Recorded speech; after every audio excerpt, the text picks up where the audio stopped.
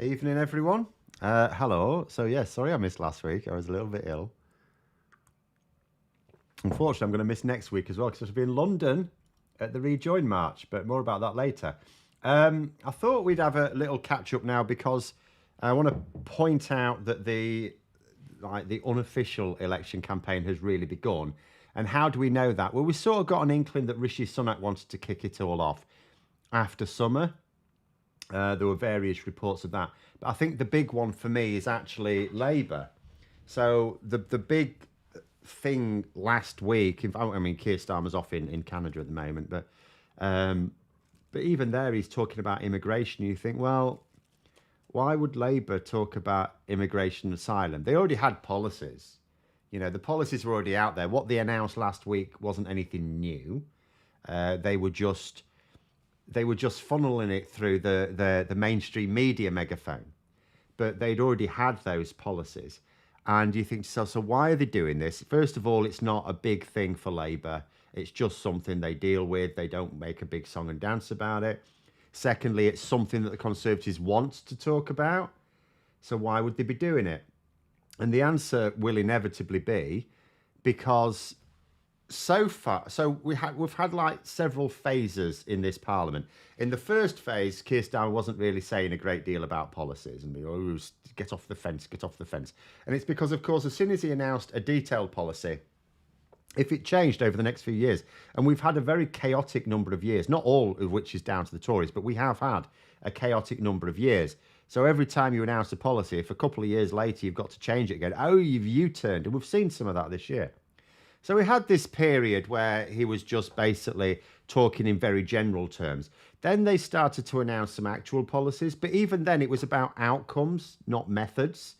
It was like, well, this is what we're going to achieve. This is what we're going to do. There wasn't very much about how you're going to do it.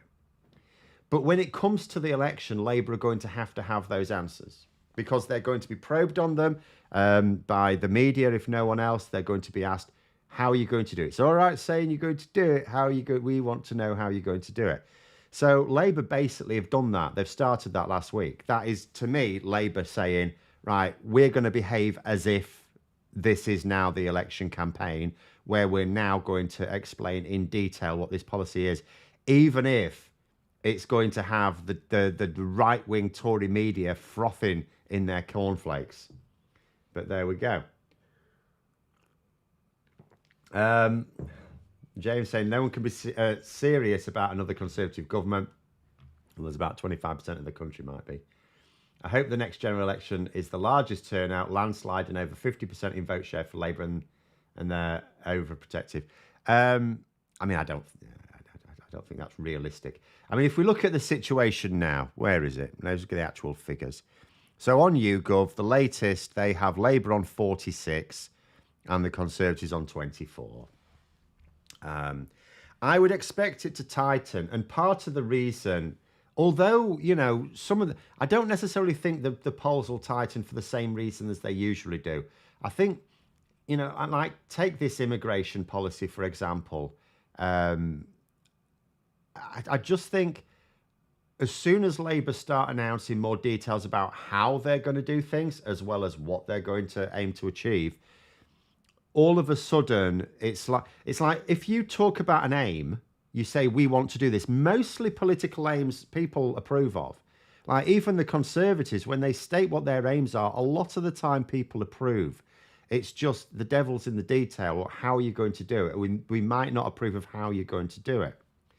So Labour are basically now dividing people over the way they are going to aim to do things.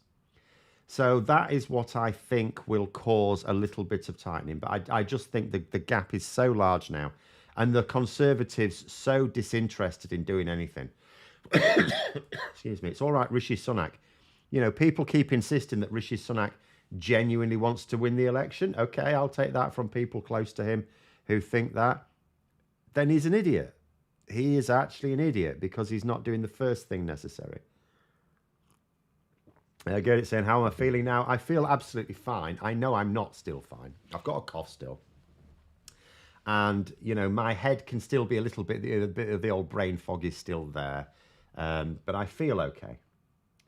But I'm still, hopefully I'll try and do some recording properly again tomorrow. And if I'm just having to cut out too much coughing, I'll just turn it into an audio only. But we'll see how it gets on. Thoughts on the battle between Lib Dems and Labour in Mid Bedfordshire? Well, it's funny you should say that. What have I got above my head? If they mess this up, I'm going to be so angry. I said that originally. Originally when it looked like a 3-horse race, and I thought, look, they need to sort out who's the best bet, and the other one needs to sort of quietly retire. Not retire their candidate. They never do that, but at least not make too much of an effort. The problem is that it is very, very genuinely difficult to know who to back. At the moment, you would have to say Labour. Now, above my head, I've got the latest polling. Now, be very careful when you compare. This is a constituency poll as well. Be very careful when you're looking at various polls, because if you're comparing them, like some people are comparing the one above my head with the one that came out like whenever it was, and they're going, oh, it's a bit different pollster, different methods used even. Like you can compare the same pollster using the same methods. You can't compare different pollsters using different methods. There's always a margin for error baked in. So what you can see anyway, the ones on the top are if you exclude undecideds. I don't like excluding undecideds because undecideds are not the same as won't vote. Admittedly, some undecideds will decide not to vote. So it is tricky, but at the same time, I've got absolutely no interest in looking at a poll, even though I've plonked it at the top, that does not include undecided. So if we look at the ones where it does include the undecideds, at the moment, Labour on 20%, Conservatives on 20%, Lib Dems on 15%, then 4% for Independent, 5% for Reform UK. Now,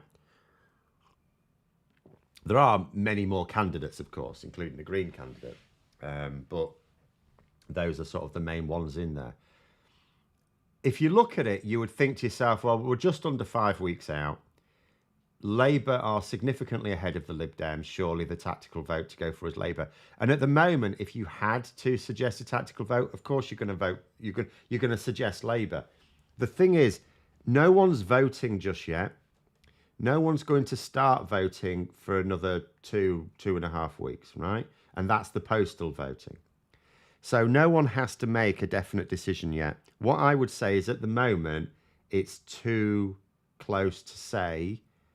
Like at the moment, Labour look like, but if you look at the Labour polling, it's really just recovered to where it was in 2017. It's not, and it has been higher. I think actually in 1970 was a relatively strong turnout, but you had hardly any parties then. If we're talking about in modern times, they got over 30% of the vote in 1997, but it was still way behind the Tories. It's always very difficult to tell. But in 2017, Labour got over 28% of the vote. That's roughly where they are now. Whereas you might argue the Lib Dems have the potential to convert many more Conservative votes. So what I would say, as someone who would actually really like Labour to win it, just being completely honest about it, you'd give the Lib Dems another couple of weeks. If after 2 more weeks the Lib Dems are not looking like they're really in it, then it would be counterproductive for them to keep going for it, I think. But there we go. So that's my thoughts on that one. At the moment, if you had to say who's the best place to beat the Conservatives, polling like this says Labour. But there is the potential over the next couple of weeks for the Lib Dems to really go for it. And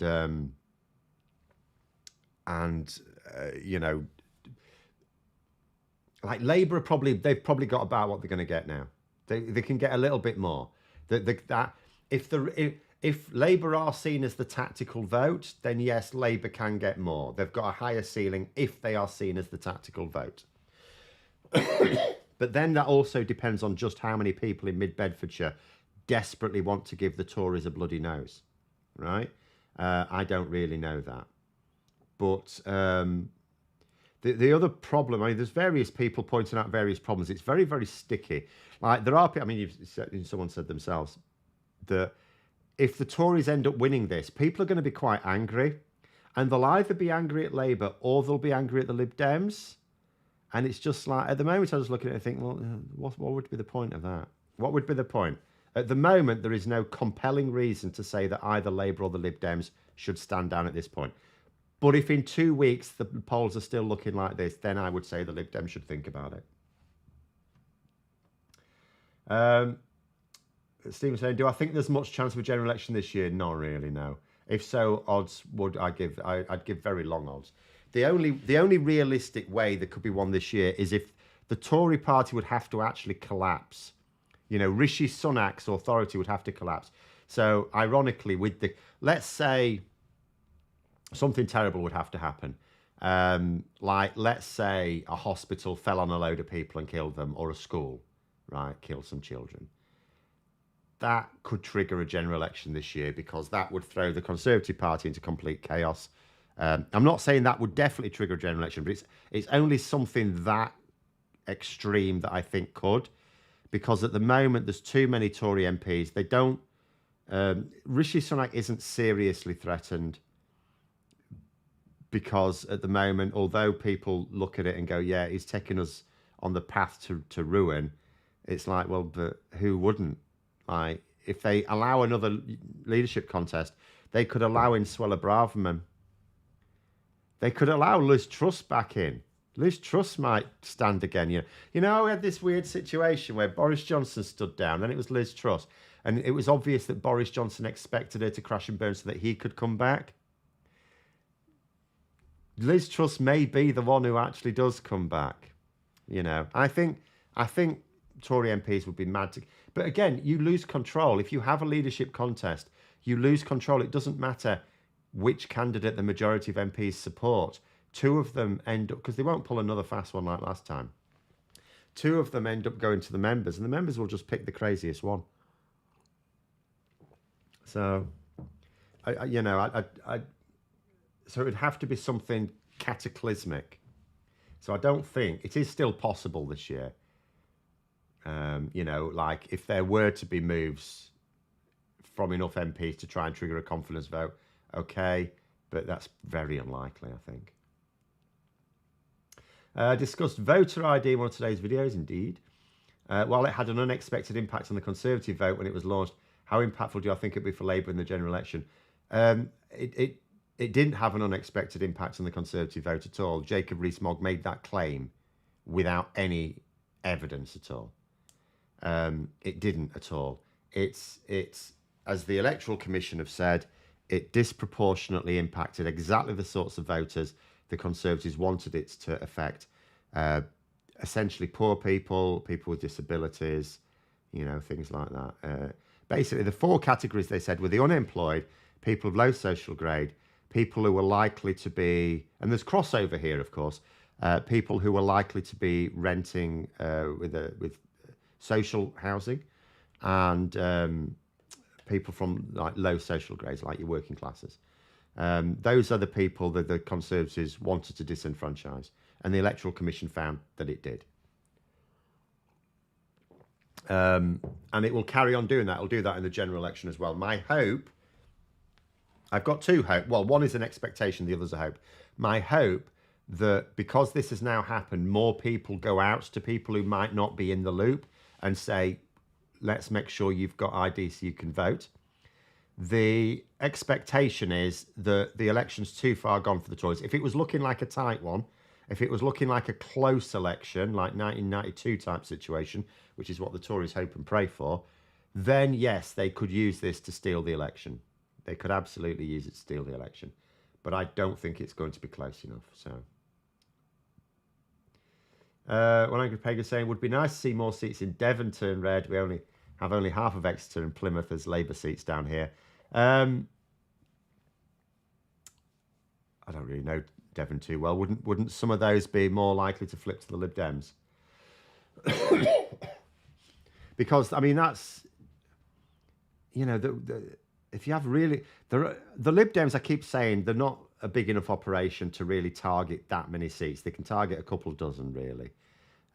They can maybe target trying to get up to 40 seats on a good day. But if you have good local campaigns, then, you know, if there's people really disenfranchised with the Tories, and Rishi Sunak, like, I cannot emphasise this enough, when the actual election campaign begins, it's boots on the ground. The leaders are out and about. Keir Starmer's going to be getting out and about. He's already been doing it. Rishi Sunak, what's he going to do? I'm going to be very interested in the two by-elections on the 19th. There is another one on the 5th of October, but that's between Labour and the SNP. The two between the Conservatives on the 19th, Tamworth and Mid-Bedfordshire, going to be really interesting. I'll tell you why. At the last trio of by-elections, Rishi Sunak completely absent on the day before on the day of polling. Like, he didn't tweet anything. He wasn't out and about campaigning, or if he was, they weren't publicising it. You know, there was nothing. It's like Rishi Sunak didn't exist on the day of polling itself, right? Not 24 hours before then.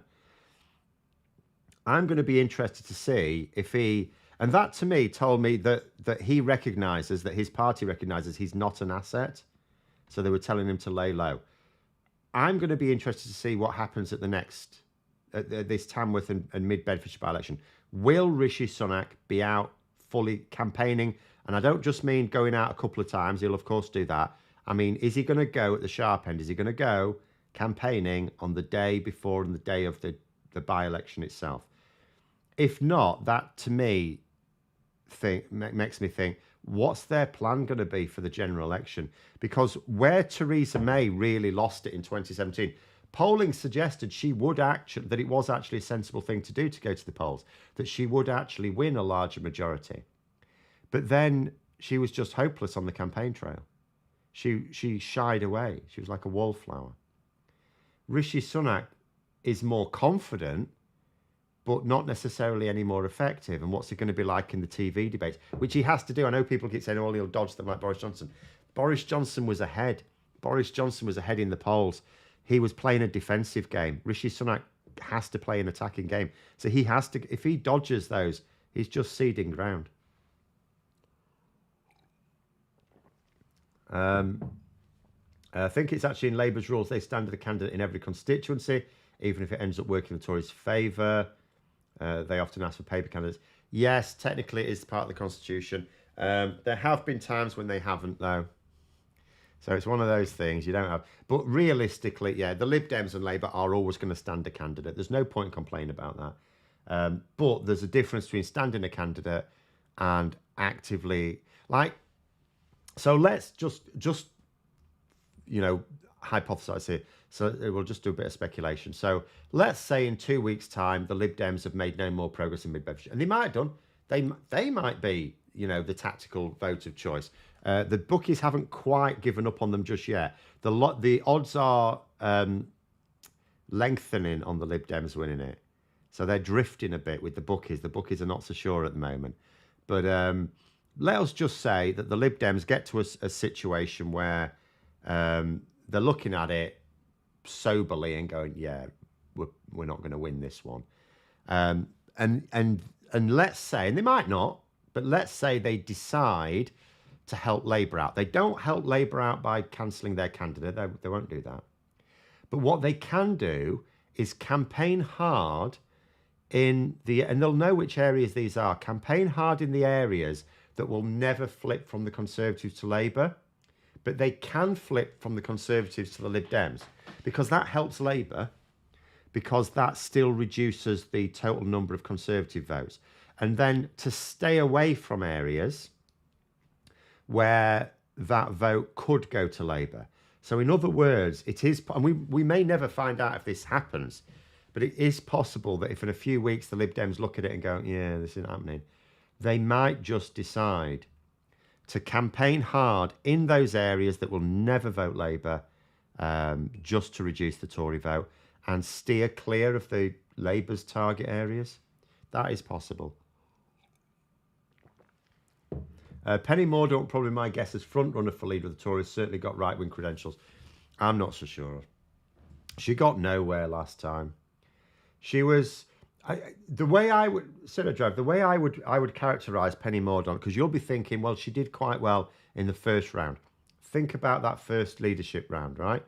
Where Boris Johnson first stepped down. The three credible contenders ended up being Rishi Sunak, Liz Truss, and Penny Mordaunt, right?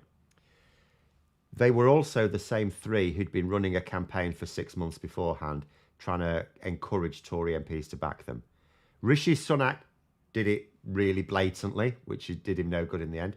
Liz Truss did it more subtly, but it was being reported on. I knew about it. Penny Mordaunt was the most subtle of all, but nonetheless, she was known to be actively agitating for people to back her, right? So all three of those, it was no surprise that those were the three to emerge as the top three in that contest, because they were the only three that had been campaigning for it for 6 months before Johnson even stepped down. Now, come the next time there's a leadership contest, we already know that Suella Braverman is already on manoeuvres, and we know that Kemi Badenoch is as well. So straight away, those two are already drumming up support. So I wouldn't read too much, if indeed anything, into it. I mean, take Jeremy Hunt, for example. When Boris Johnson was made the leader, when Theresa May stepped down, it was between Boris Johnson and Jeremy Hunt. Whereas when Johnson stepped down, Jeremy Hunt threw his hat into the ring. He might as well not bothered. It bounced straight back again. He got nowhere. So someone doing quite well in one leadership contest doesn't mean they'll carry that momentum forward in the next one. I'm not sure I see Tory MPs getting behind Mordaunt. Like, part of me maybe wonders if maybe they would do it as like the sensible candidate, but I don't think she's that sensible. I think she sometimes comes across as sensible when compared to the likes of Braverman, but I don't think she is. So I think Suella Braverman, Kemi Badenoch will be in there. It's quite difficult to say who else would be.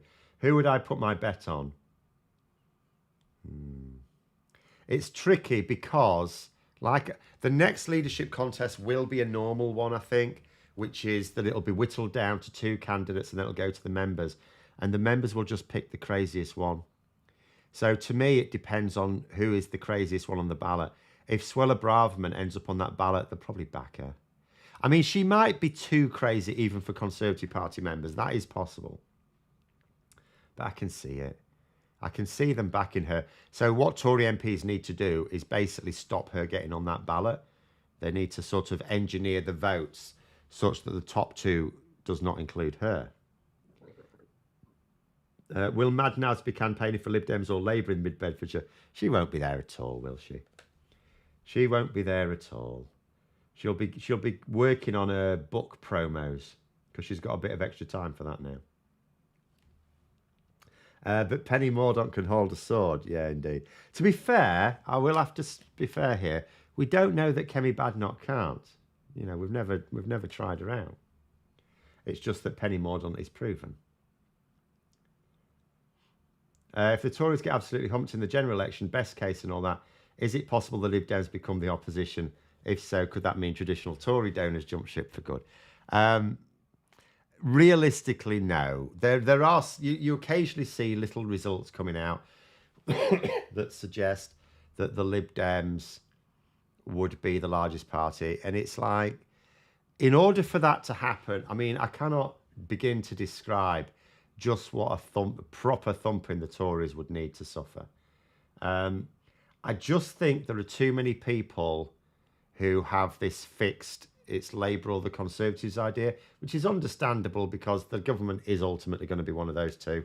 And I don't think the Lib Dems are going to be able to take enough seats to end up with more seats than the Conservatives in reality. But it is amusing to troll Tory MPs about the possibility every time there's like an election model that suggests it might happen. Angry Pagan, who would I have as the Labour front bench in comparison to Starmer's actually put in place? So, well, I'll do a caveat here before I explain, although I think I have already explained it. So, first of all, your front bench needs to be there's several qualities needed of them. They need to be people who are going to appeal to the electorate, your target voters. They also need to represent the various factions within the parliamentary party in order to maintain party discipline. So there's a certain extent to which, even if you think someone is a fatuous arsehead, they would still be in your cabinet, because you sort of need them to either appeal to voters or to appeal to keep your parliamentary party on side. But as I've already said quite clearly, I was disappointed, to say the least, with Lisa Nandy's demotion. That was a nonsense to me. And Rosina Allen-Khan not being in cabinet either is a huge blow. And it's not just, even if you try and say, well, it's only because that particular position was dissolved, shouldn't have been. You know, mental health should be a cabinet position until it's dealt with. The point at which mental health provision in this country is adequate, then yes, fine, fold it into the Department for Health and Social Care, fold it into the Health Secretary's brief, that's fine. In the here and now, we may as well have no mental health capacity in the NHS, because I've known people have not been able to access it. So it's all right to say, oh, yeah, there is some, you know. If I know people who needed it and their GP said they needed it and they couldn't access it, for them there was no provision. So until there is provision for everyone that needs it, it should be a cabinet position. So that, you know, that to me were the big mistakes in there. There are some other people I would like to be in the cabinet, but at the same time, if they won't, you know, if they won't adhere to parliamentary, like, sorry, what am I on about? Ministerial responsibility, then there's no place for them. Like, I would like Dawn Butler in the cabinet, but if she won't, you know, if she won't toe the party line, then she does a good enough job, you know, in the backbenches, you know, let her be there. Clive Lewis, similar thing.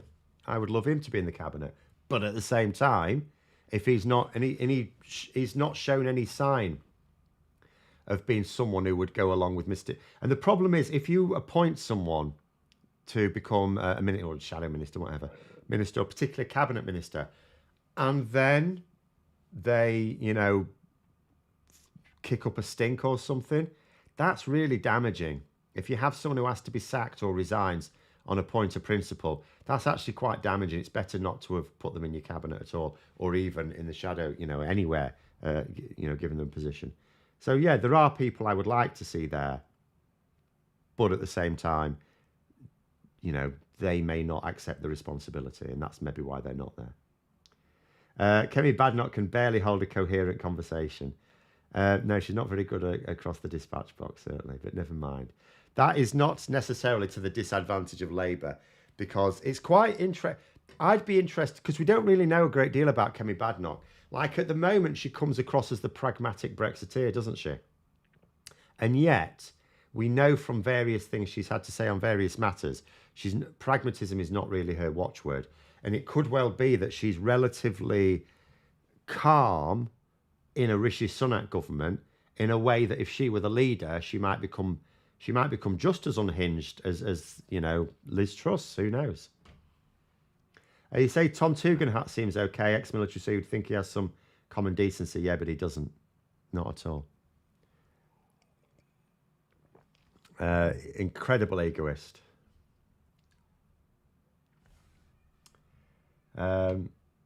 It's a knockout-style leadership competition for them, where they need to carry a huge sword over an obstacle course. Being honest, and I'll say this about any political party, not just the Conservatives, being honest, choosing your leader that way is probably as good as any other. And in fact, I keep saying, anything that stops party members of any party, quite frankly, deciding the leader is I'd absolutely, yeah, or Krypton factor, more like the Krypton factor, maybe. Something like that. It wouldn't be good, but it would be better than letting members choose, because members do not choose. Members only choose wisely once they're sick of losing. You know, like the last vaguely sensible leader the Conservatives picked was David Cameron. Now, we might not like David Cameron. I don't like David Cameron, but he was a vaguely sensible leader. He was a credible leader. You know, he was credible to voters. That was the last time they picked someone who was credible, really. And Labour have only just now done it because they're losing. And they're sick of losing, more specifically. Scottish Labour's at odds with UK Labour with a 2-child benefit cap, maybe other policies. Yeah, inevitably. Inevitably. I mean, the bottom line is the target voters for Labour are largely, not just in England, but specifically in the south of England. That's just unfortunate nature of the beast. Whereas in Scotland, of course, none of them are in the south of England. So inevitably, you're going to have differences there. Part of the beauty of having a separate thing there is the Conservatives will make a great deal of it, but let them, it doesn't matter. You know, in terms of policies, in terms of the Westminster elections, yes, they're going to stand on a common manifesto. But getting ready for the Holyrood elections, completely different. Keir Starmer doesn't inform Scottish Labour's policies in Holyrood. So, you know, that's fine. It's fine for them to be at odds there. I mean, there's times when they're at odds with Welsh Labour, but no one makes a big deal out of that because Welsh politics is relatively stable. Would the likes of Burnham, David Miliband, Ed Balls be willing to return as an MP to serve in the next Labour government? I bloody well hope not. Ed Balls, to be honest, is happy outside of Parliament now. He never liked it. As for David Miliband and Andy Burnham, so David Miliband basically cut and ran. As soon as he wasn't going to be made leader, he basically pissed off. So, you know, like anyone else, I'll listen to him if he's got something to say, but I don't really want him. He's not a scrapper. You know, he rose to prominence while Labour were in power. As soon as Labour lost power, he gave it a shot. He thought, well, I'll try and be the leader. Wasn't made leader, buggered off. So I don't really want him I don't want a fair weather MP. I want a scrapper because there's going to come a time where we need those scrappers to hold on to power. And David Miliband is not such a person. As for Andy Burnham, bit of a snake, not really keen on him. He's doing a reasonably enough job in Manchester, but there's more he can do. You know, there's more he can definitely do. It's not all beer and Skittles up there. Let him carry on doing that. I wouldn't want any three of those back. But as I say, Ed Balls clearly doesn't want to come back. I doubt David Miliband does, but who knows? But I wouldn't want him back. Your questioner saying Ed Balls said he wouldn't return to Parliament. I mean, politicians say things like that all the time, but I think in Ed Balls' case, I believe it. I mean, he's got another career now, which involves going to London anyway. So he has got another career now. He seems happy enough with that. I'm not sure about his latest career move, though, the podcast with George Osborne. I mean, you know, it's a clear attempt to go, you know, I see that we've done that with Campbell and Stewart. Well, we'll have a go at it. Yeah, I'm not sure I see it. Not sure I see it, but we will see. I think that Kemi Badenoch's been cornered into Brexit pragmatism by trying to go through Moggy's arson bill. Possibly, or it could just be that because Rishi Sunak wants pragmatic solutions, that she's prepared to go along with it. Bear in mind, Kemi Badenoch, like Rishi Sunak himself, has come from nowhere. You didn't even know who Kemi Badenoch was 15 months ago. Who was she? You know, like she rose to prominence because she was a minister. She wasn't like an obscure backbencher, but you know, she'd never been in cabinet. She was never likely to be in cabinet for some time. She was backed by Michael Gove. That's what. If she hadn't been backed by Michael Gove, she'd have been a proper also-ran. Wouldn't have even made it to the TV debate stages. You know, she just had, for some reason, for whatever reason, Michael Gove's backing. And then she ended up in cabinet with Liz Truss and now with Rishi Sunak. So it's very difficult for us to really know how she would be as a leader. Do I think Miliband having to take orders from his brother was the catalyst for him to leave? I doubt it, in all honesty. Because it doesn't really work like that with most Labour leaders. I know Tony Blair had a bit of a reputation, whether true or not, I don't know, as being a bit too presidential. I know some of his cabinet sometimes complain. But by and large, with Labour leaders, it's very consensus driven. Like there's votes, including now, like when people talk about various policies that Labour have, as if Keir Starmer's deciding all of them. Like, he has the power to, but he doesn't. You know, there are votes in the shadow cabinet on various issues, and they'll go with the majority. And, you know, so it's the same thing. So David Miller, although Ed Miliband, yes, will have been the boss, and he could have put his foot down on any particular issue, Ed Miliband is also a typical Labour leader in that, you know, he also got consensus rather than just forging ahead with what he thought was best. So I don't think that would have been it with David Miliband. I just don't think he was up for the scrap unless he could be leader. Has Labour made any news about what they'll do for housing, maybe to do with house planning rules for self-builders, etc.?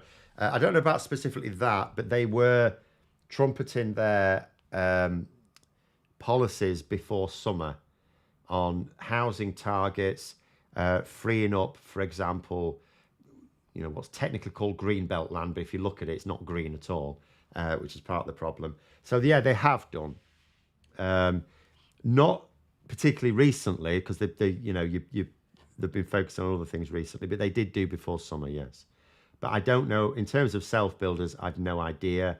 I will just say that Labour are not traditionally, like, if you think, so, I mean, I don't know specifically what you're talking about, but you may be talking about, or you are clearly talking about planning permission of some kind. I think it's probably fair to say that where planning rules are concerned, it tends to be the Conservatives that like to loosen them, and in general. So it would seem strange to me if Labour ended up producing looser planning regulations than the Conservatives. So, but there's this weird thing with housing with the Conservatives where they also actively tried to reduce the amount that was happening, like if it upset people in certain areas who already owned their own home. But there we go.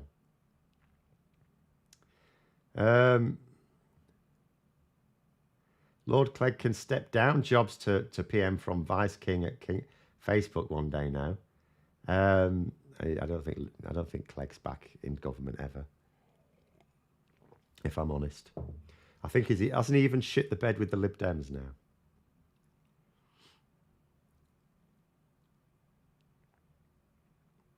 Kemi said one of the benefits of Brexit was having our own money. It's the bloody pound, yes.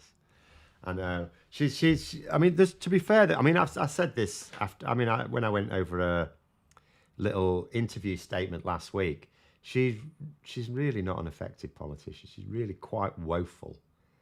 For someone with it's embarrassing as well. She's got an engineering background. She's got a STEM background. And I always say, we need more politicians from a STEM background, you know, that analytical thinking. And then you get Kemi Badenoch, oh, an engineer, brilliant. You know, oh, I've got an engineer in government. And then you listen to her and you think, right, okay. But again, we don't know. Sometimes, like, even an intelligent person cannot defend an indefensible position. So sometimes you maybe think it doesn't necessarily mean she's stupid just because she says stupid things.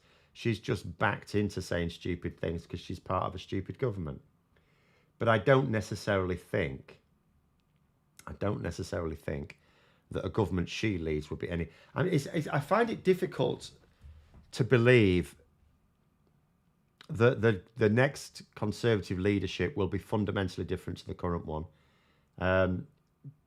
They have the ability to, because there'll be a real shake-up in the parliamentary party, of course. They'll lose so many MPs. They'll get a load of new ones. They'll be able to say, well, we've lost the election now, so we need to do something radically different. So they'll have the ingredients there. But I'm just not sure that I see them doing anything much different. Dad saying, I think Chris Brown's been one of the most impressive Labour politicians in recent years. Sense of humour and effective speaker. Yeah, he does have the habit to shoot his mouth off a little bit too much, though. You know. But yes, hopefully being a minister will calm him down. I think he probably has calmed a little bit in the last few years anyway. One angry Peg was saying, Labour need to come out with their own credible housing policy. Most people I talk to in my area want to know most about that, not banning dogs or stopping boats. it will inevitably come because it is going to be a major issue. If you think about the major, like when polling, you like what are the most important issues to like target voters. The economy is always there. Obviously, the pound in people's pockets is always there. Healthcare is there. But after that, often things like housing, they're sort of housing and immigration tend to be much lower down. Because obviously, if you already own your own home, then it's not an issue for you. It's only an issue for those who don't, and only so many target voters don't. But it is one of those sort of middle tier issues. So Labour will inevitably be talking about it. And the other thing as well, Labour will have to talk about it even for the benefit of those who do own their own home, because they'll want to make sure that the Tories don't make up a load of nonsense about what they're going to do. Oh, we're going to make you sell your house and build 3 council flats in the same plot, or something like that.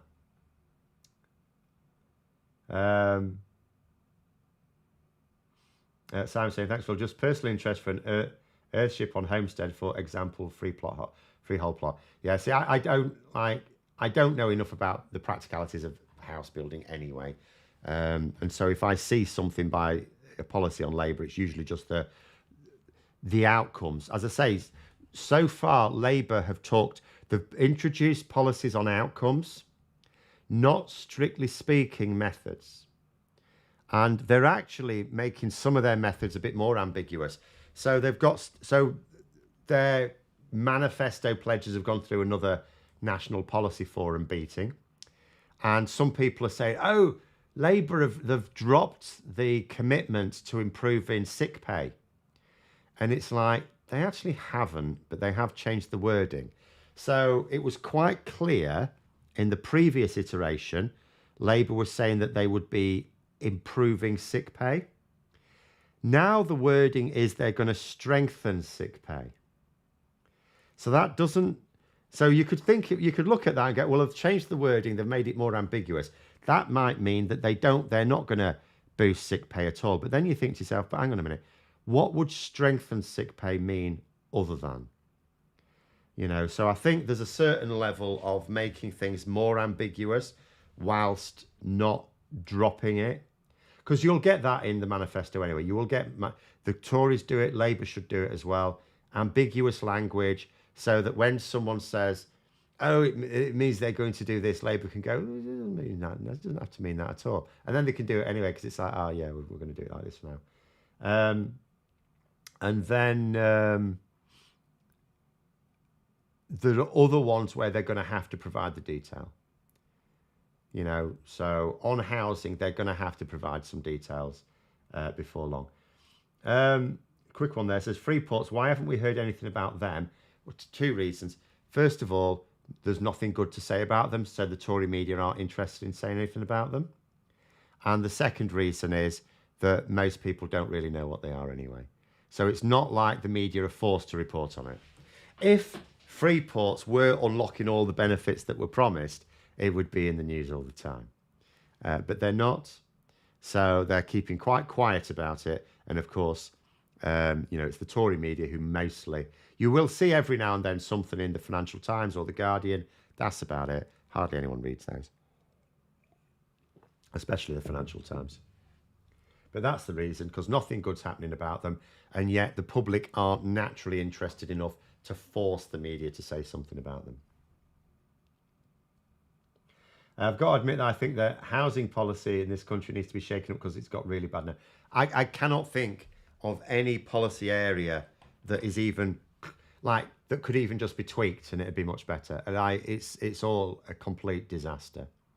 It's an absolute disaster. What was I was looking at something on Twitter today. I think it was something related to the water. Here it is. From Henrik Larsson, a Dane. And he's talking about sewage plants in Copenhagen.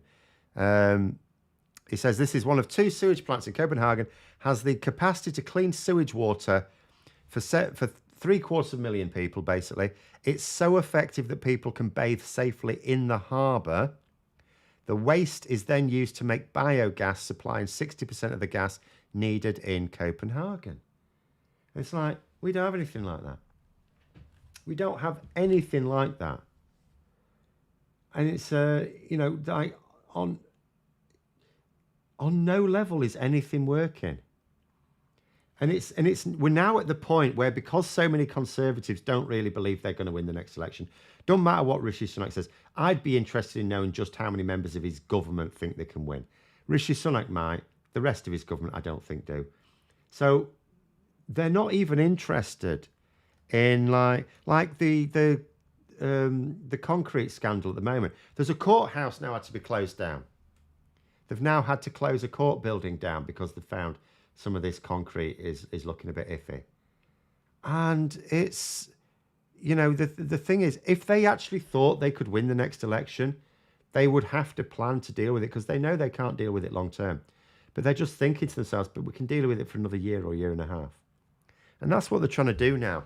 They're now just trying to put a lid on things for another year or year and a half, which is just going to make it even worse for Labour when they come in. And they know that. And that's the problem we've got at the moment. The Conservatives see it as in their strategic interest to actually make as big a balls up of the country as they can.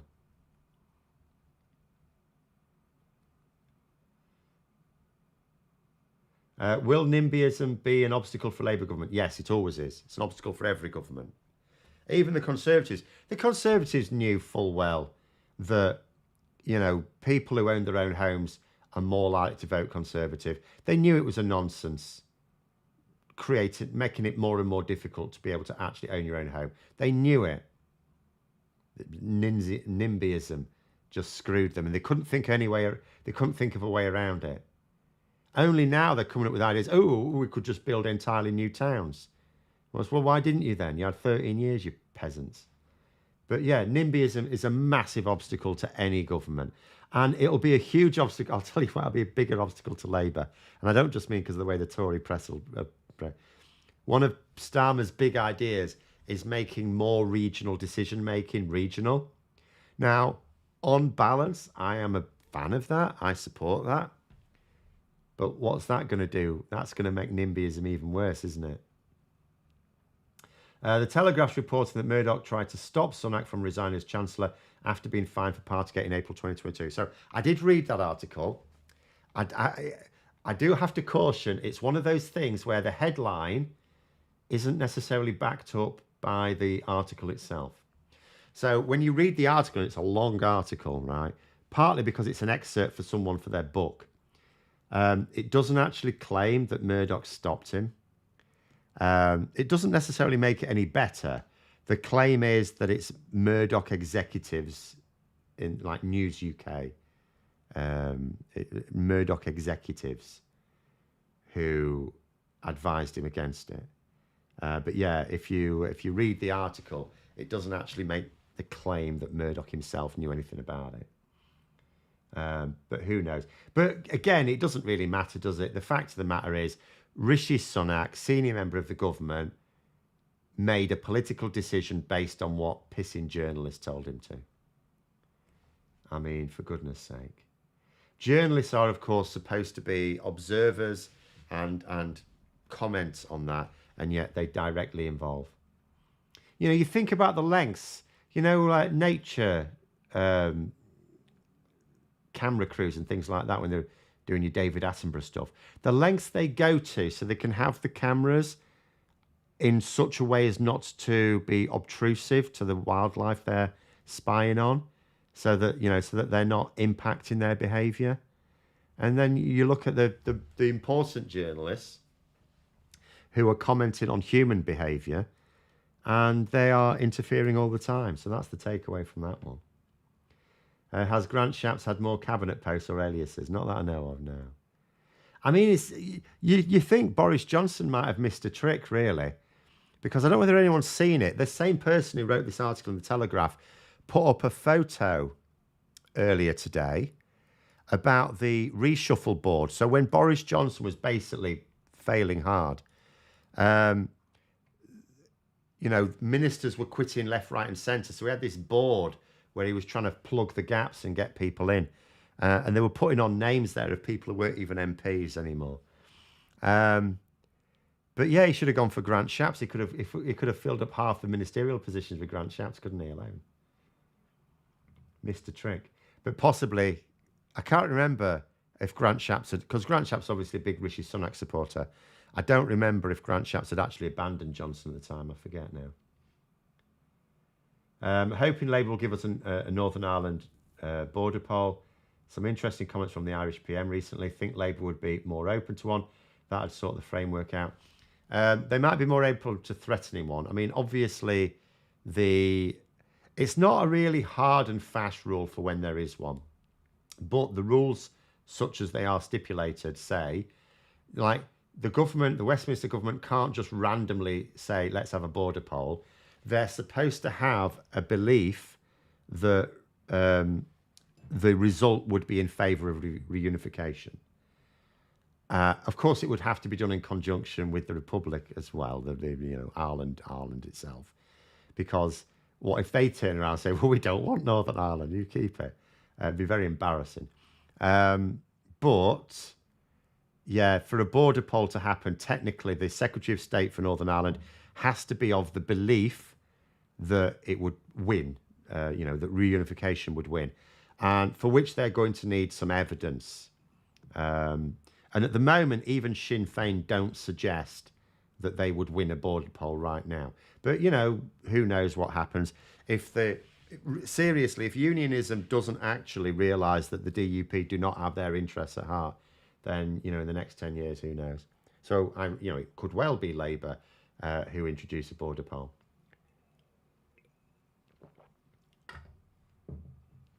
But there is absolutely no value in holding one if it ends up losing.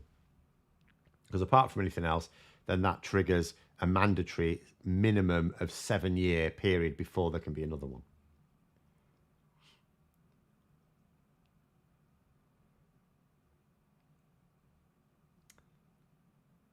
Copenhagen free swimming. How about the Thames one day? I don't think that will ever be fit for swimming. There was a little time in Victorian times when you could walk across it in winter, but I don't think anyone has ever really felt that it's a place to go swimming in. What's all this I hear about Loopy Rory Stewart defending Jeremy Corbyn about then? Goodness knows. I have no idea. I cannot work out, first of all, why he would say it even if he believed it, or second, why he would even believe it. I have honestly no idea. Maybe he doesn't. Maybe he thinks he needs a bit more limelight, so he wants to say something outrageous. He is a politician after all. Actually, while we go for the last sort of 10 minutes, I am just going to stick something else up, just to remind people of various things happening over the next few weeks. So there will be the Rejoin March next Saturday, which means I don't know when I'll be back from London, not in time for this stream. I think it's fair to say. So I will do next week's stream, I think. Oh, hang on. Oh no, I've started. I think we'll do next week's stream on Friday evening at 7:00. So I won't miss it out completely. It'll be Friday, I think, rather than Saturday. I'll just have to remember.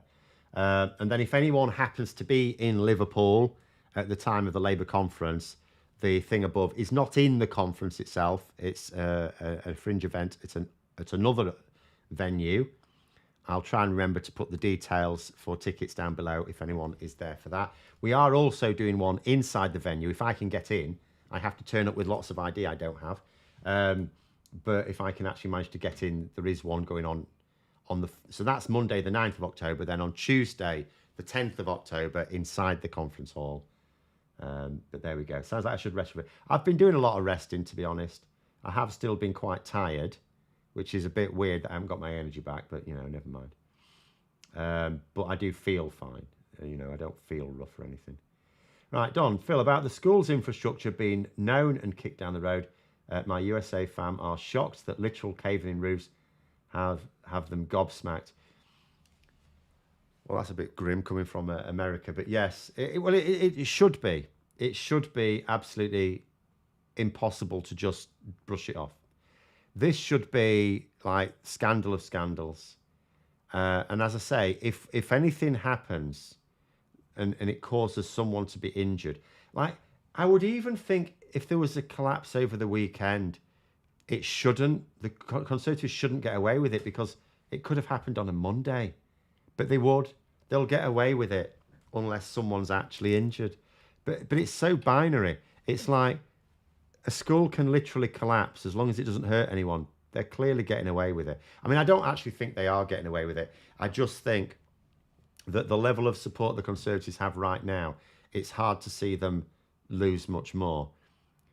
But it is binary because if anyone was injured because of collapsing concrete in a school the government knew about, it's curtains, that's finished. Rishi Sunak's over, finished, gone. That's it. They have to get rid of him. They can't keep him after that. Phil saying, nice deal for Northern Ireland reunification referendum every 7 years. Well, yeah, it's not every 7 years, but it is. No, it can't be any more frequently than 7 years. But this is the thing about does my head in with unionists. They sort of do have a good deal because the Northern Ireland Protocol, or Windsor Framework, if you want to call it that now, same thing, is a good deal for them. Because while Britain remains outside the single market, exporters in Northern Ireland can export to Britain as free as they could before. And they can export to the EU as free as they could before. It's a madness. It's an absolute madness that unionists, because they could use that to say, well, if we have reunification, that goes away. Because Britain is still Northern Ireland's main export market. So if Northern Ireland reunifies, and I don't know over what, like I can't imagine it's just going to be a switch flicked. I think it's going to be phases. But, you know, when it happens, if we're still outside, now I don't expect us to be outside the single market at that point, but if we were, then all of a sudden you'd have this hard trade border with Britain, your largest export market. Why would you do that? That's what unionists should be saying. That's what they should be saying. But it's not that unionists are stupid. It's that their chosen champions are deeply stupid. They're really backing the wrong horse. And I think they're probably trapped because it's like anything, isn't it? It's like there'll be people in this country, people in this chat, who think, I think a Lib Dem government would be the best. But it's like, but you also know that's never going to happen. People aren't going to vote for it. Even if a majority of the country believed it, they wouldn't vote for it because they don't think it's going to happen. We haven't got that hive mind that says, actually, there are going to be 20 million people vote for the Lib Dems. It's not going to happen. And it might be the same in Northern Ireland for unionists. They're going, well, I want to vote for a unionist MLA, but it's only in my area, I have to vote for the DUP to do that. They might be trapped at the moment. It's a right bugger for them. There's nothing preventing a vote every 7 years. It's written in law. No, what it says in the law is that the Secretary of State has to have good reason to believe that a vote for reunification would win. That is all. So it's the law says it cannot be any more frequently than 7 years, but you cannot have a border poll at all until the Secretary of State has reasonable cause to believe that a vote for reunification would win, for which you're going to need evidence. Now, it's still vague. You could have a load of polls going, oh, it's actually 60-40 in favour. And they could still say, oh, I'm not sure about that poll. But at the same time, they would at least need that. I was going to mention about doing a collab with Tan or Femi, especially Femi tears them apart on the telly. Yes, I don't do the telly things. I'm not near London and I'm not gregarious enough to go battering on BBC's doors. So he is much more effective in that role. Maggie saying, as a Swede, I wonder if the Tories could get away with making sausages out of pensioners. What happened to the UK in recent years is horrifying. And it was all, you could see it all coming as well. It's all bit by bit. It's all bit by bit. Austerity, first of all, which they got to blame on Labour. And again, Labour don't get to ignore responsibility. They allowed the Conservatives to blame them for austerity. So you introduce austerity, that worsens everyone's living standards, right? But because you've convinced them it was necessary, and because Labour did not argue against that, So you've now got people to be convinced that the Tories haven't done anything untoward in government, but their living standards low. So then the next phase, we need to leave the EU. So you convince them to leave the EU. And then that doesn't fix it. Living standards carry on going down. Oh, that was COVID. Oh, now it's the war in Ukraine. But in a few years' time, if they were going to stay in power, and, if Labour hadn't sorted themselves out, they would have stayed in power. Despite all this, the scores would still be collapsing and Labour would still not be winning the next election if they hadn't sorted themselves out. And, it's... then you have the next step, of course. We have to leave the European Court of Human Rights. But of course, we're not going to take that step. I still worry about it because in the future we could. As soon as the Tories come back, they could resurrect it. So we also have to hope that the Tories are, when they do come back to power, if Labour is silly enough to let them back to power, and they might be silly enough to let them back in power, that the Tories are a very different beast. But we will see. We do not know. So I agree, nothing preventing a vote every 7 years. Yes, the fact that there is no evidence that a border poll would succeed. And if there were evidence that it would succeed, it would probably succeed. So you wouldn't need one 7 years later, would you? Because it would have succeeded. And that would be that. 7 years later, whatever process needs to happen would be fully in swing. The Windsor framework's not the real reason for the DUP abstention from Stormont. They can't stomach playing second fiddle to Sinn Féin. Very possibly, although we did get the strong impression before summer that actually most of the DUP wanted to go back. They recognise they can do nothing outside. And we've since been we knew that nothing was going to happen until the marching season was over. And over the last few days, you may have noticed, there's been quite a lot of quite encouraging talk. I imagine, it's like the likes of Ian Paisley Jr. and Sammy Wilson who are causing the fuss. But there we go. Right, last couple, because we're running out of time again. After leaving the European Court of Human Rights, they would argue we leave the EU. Oh, yeah, there'd always be something else. They would never be happy until we were a complete plague island on our own. Big walls around the whole place. In fact, it wouldn't be long before they were taking the MAGA build a wall. By the end of Labour's second term, they would need to reverse the 1980s neoliberalism. Blair failed to do that. Must I remind you again what neoliberalism is? It is not what you think it is. Please look it up. Didn't Sunak have a high-up job for one of the banks that caused the 08 crash that brought about austerity? Yes. I mean, technically, he was a junior member of the group, so there's no decision-making, but he was nonetheless part of the group, not just an investment banker. It was investment bankers that did it.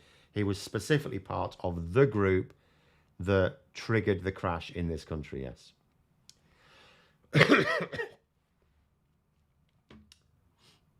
I agree it's written into law and the Catholic population and voting favours Republicans.